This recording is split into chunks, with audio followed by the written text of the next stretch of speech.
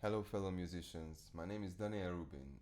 I'm a composer, arranger and multi-instrumentalist, and I decided to make a few tutorials about how to use Midi and how to use Musescore.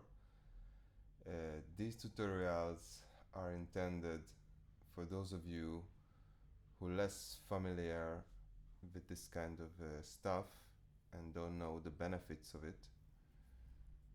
So here in this tutorial you will learn where to find sheet music online, which application to download, to use, actually, which I recommend, and how to do a little editing of the layout and export it to PDF, and then you can go to print. So let's start it. This is, by the way, Noteworthy Composer, which I started to use about 20 years ago. Maybe you are familiar with Sibelius, which is a well-known sheet music program, just as Finale. I don't follow these two. I don't know what's new, what's going on, but probably you can download these for Windows and for Mac. And of course there are much more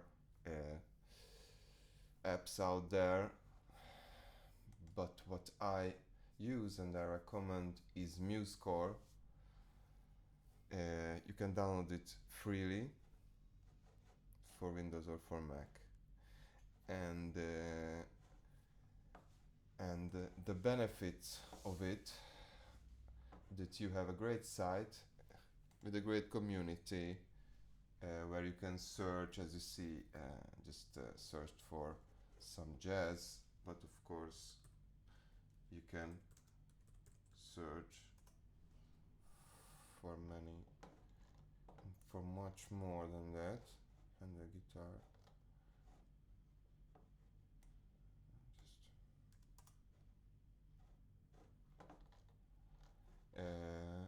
it depends, how many how many pros are uploading. Actually, I'm one of them. I have my scores and I have my old arrangements, which I did with Noteworthy. I converted them, fixed them, and uploaded them. I have also some of my own works. Now what's happening here, of course, the most important thing, alright, that if you look something specific and you find it, you can download it in the Musescore format, or PDF for print, Midi for transfer. It's a Midi, it's a more general format. And this is that is our title, how to work with Midi. So I just downloaded it, but it's a Musescore. I can download it in Midi, of course, again,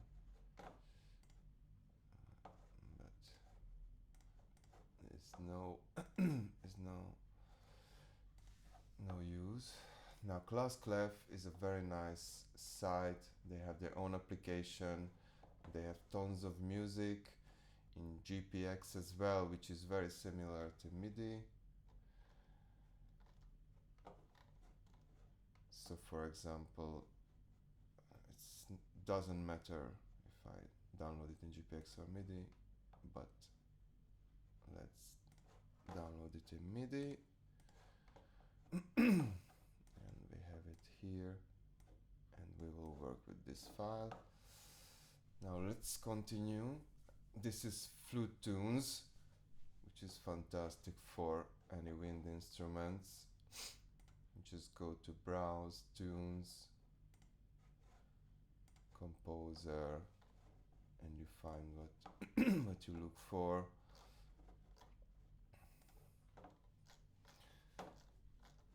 Again, you can download here Midi or PDF, sometimes MP3, it depends, you know, what they have. A great site.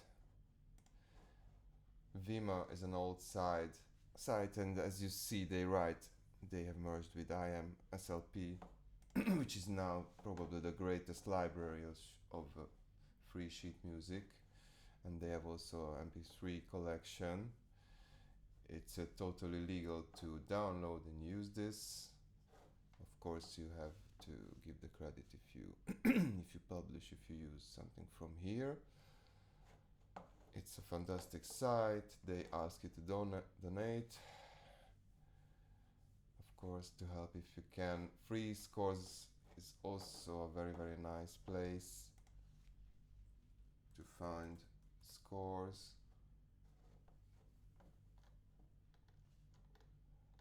Which you mostly find, but you can see it's PDF, MP3 and Midi. It depends again who uploaded and what is this file. For example, here I don't see Midi. MP3 I don't want to listen. Alright, so it's a great site as well. You have the Q PDF, which is a general great site for sheet music or any other PDFs. There are many more sites for Midi. For example, this one. But many more, especially for Midi, where you can download the files. Now what's happening after that hopefully you downloaded the Musescore. I use actually Musescore 2. You downloaded it and installed on your computer, Windows or Mac, and now you can open it, the downloaded Midi, in MUSE, and let's look at the workspace really just briefly. You can see here the channels, which I don't like because it takes space. This is the navigator. You can turn it on and off in the view section. Actually, it's very useful because you can really navigate by just dragging. You can drag with your mouse or with your trackpad on your laptop. Here we have a very simple interface, which actually very user-friendly because it's simple and you can drag everything. But what we were looking at is a simple editing, a simple layout.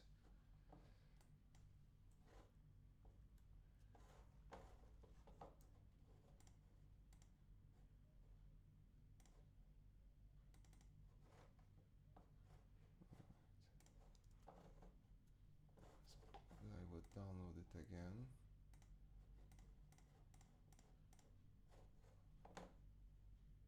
I would download now GPX and open with MUSE. Alright, yeah. So I have this file here which opens up fantastic for guitar. If we have any mistakes, I remember I found some. It just happens when you do some stuff like that. So let's say what I want to do here is stretch this layout to 2 pages because one wouldn't be great. So 2 will be just efficient. In layout page settings, you have the control of the margins, which I usually set to 10. I set it to European standard A4. Our printers are using A4. here you have the size of the notes. You can make them smaller if you wish, after all, that you want it on one page because you have good eyes. Either you could put it on a larger size.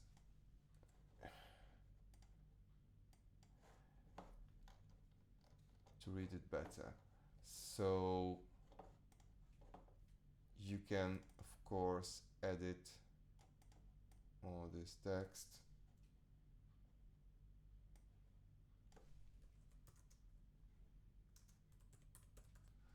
If you want it to be nice, just like any text editor.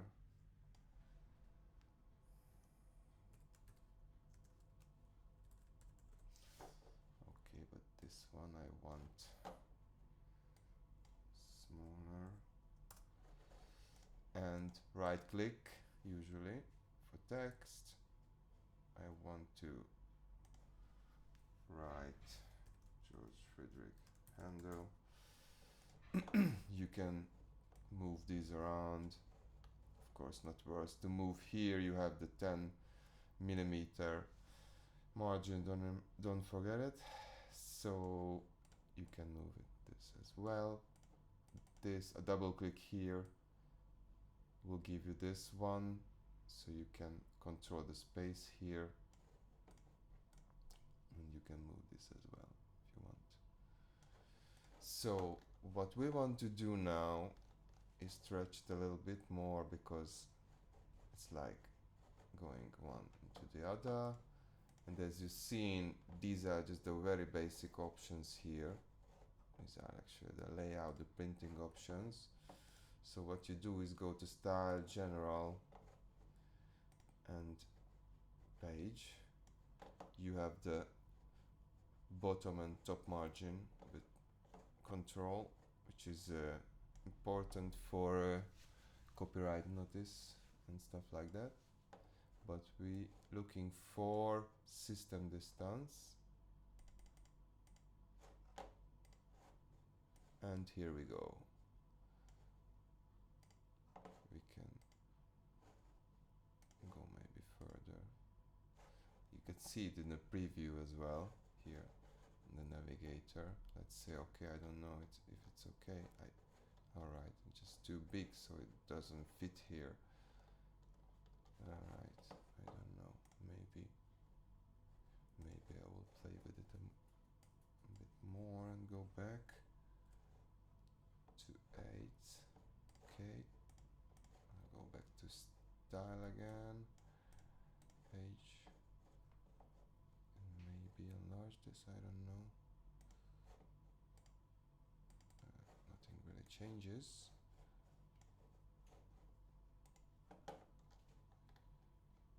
But of course you can use, it's actually not that bad already. You can use, of course, one very useful tool, breaks and spacers. This is the page break tool and the line break tool. You can arrange it better if you wish, like this. I drag it onto this one. That means if I drag it here, that means it will break it up, or here it will break it up, and this will the next one will start in a new line. That's it. If you have something difficult, you want to see it better, then you do it, or you do it because of layout. Let's see. So I want to, so after it a break, so I put it here, after a break here. It's not necessary, you know, just if you want it to be really beautiful. It's actually jumped.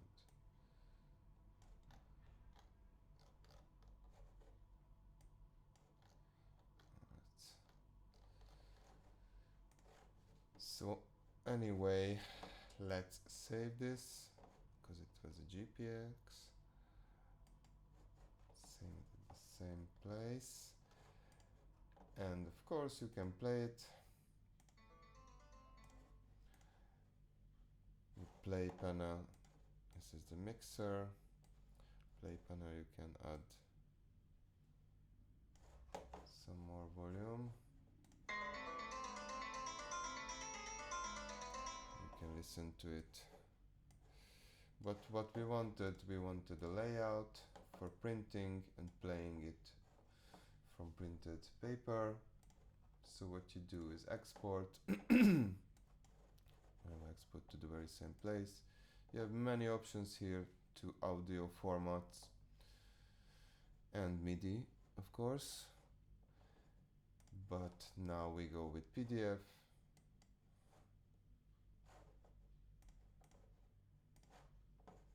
And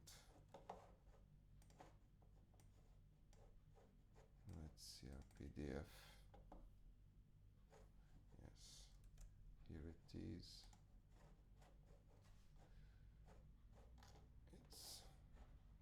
It's our printable version of this Allegro. It's totally clear because it's vector based, so it will look great. You can print it and play from it. That's it for today. I showed you where to find music, where to download the application, how to edit it, edit the layout, and till the very end where you can print it and use it. In the next tutorial I will tell you how to use Musescore generally, but in a special focus how to use it for accompaniment. If you are a wind player or violinist or whatever you will be, you can use it for accompaniment. You can just turn off your instrument and play with the basso continuo. So I will show you how to do that and how to do some basic editing in the very next chapter. So see you.